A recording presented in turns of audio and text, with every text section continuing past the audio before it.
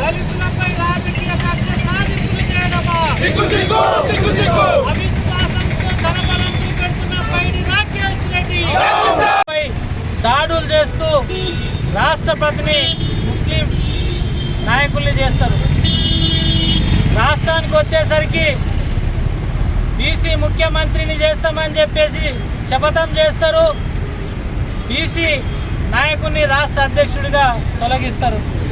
ఇదే పద్ధతి ఆర్మూర్ నియోజకవర్గానికి వచ్చేసరికి పైడి రాకేష్ రెడ్డి గారు ఆర్మూర్లో నా గెలుపు ప్రజాస్వామికమైనటువంటి గెలుపు, ఆర్మూర్లో ప్రజాస్వామ్యం వర్ధిల్లుతుంది అని ప్రగల్భాలు పలికినటువంటి వ్యక్తి ఈరోజు ఒక జనరల్ సీట్లో ఎంపీపీగా ఉన్నటువంటి మస్తా ప్రభాకర్ గారిని అప్రజాస్వామికంగా దళితుడు ఆయనను అప్రజాస్వామికంగా హింసాలని కుట్ర చేస్తున్నాడు. ఎంపీటీసీలను ధన బలంతో ఈయన ఎంపీపీ దళితుడు కాబట్టి ప్రలోభాలకు గురి చేస్తూ ధన బలం చూపెడుతూ తను అప్రజాస్వామికంగా ప్రజాస్వామ్యాన్ని కూలి చేయడానికి మొదటి అడుగు వేయడం జరిగిందని సందర్భంగా తెలియజేస్తున్నాను.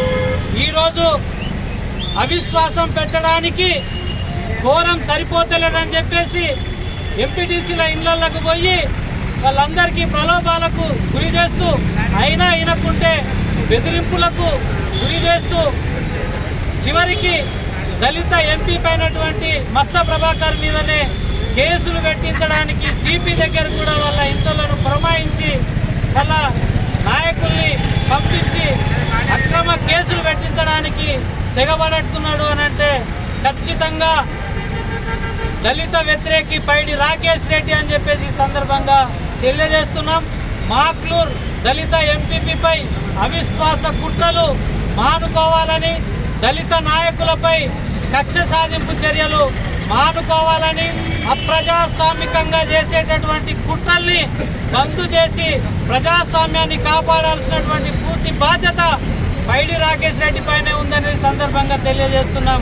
మీకు ప్రజలు అవకాశం ఇచ్చిర్రు, అవకాశాన్ని ప్రజలకు సేవ చేయడానికి వాడుకోవాలే తప్ప పక్క నాయకులపై కక్ష సాధింపు చర్యలకు వాడుకుంటే తగిన మూల్యం చెల్లించక తప్పదని, దళితులతో పెట్టుకుంటే కొర్రాయితో ఈపు పోక్కున్నట్టే ఉంటుందని ఇతర పార్టీలలో ఉన్నటువంటి దళిత ప్రజాప్రతినిధులు కూడా, దళిత సంఘ నాయకులు కూడా మస్తా ప్రభాకర్ గారికి మద్దతు ఇవ్వాలని, ఆయన పదవి కాలం పూర్తి కావడానికి మీరందరూ కూడా సహకరించాలని, భవిష్యత్తులో జరగబోయే ఉద్యమాలకు ఖచ్చితంగా మీ వంతు సహకారం ఉండాలని మీ అందరినీ ప్రాధేయపడుతూ కోరుకుంటున్నా.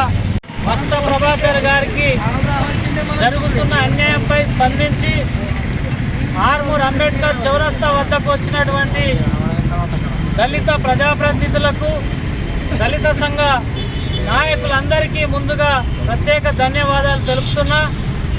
ఈ ఐక్యతను భవిష్యత్తులో కూడా చూపించాలని చెప్పేసి మీ అందరినీ కోరుతున్నా. ఈరోజు ఆర్మూర్ నియోజకవర్గంలో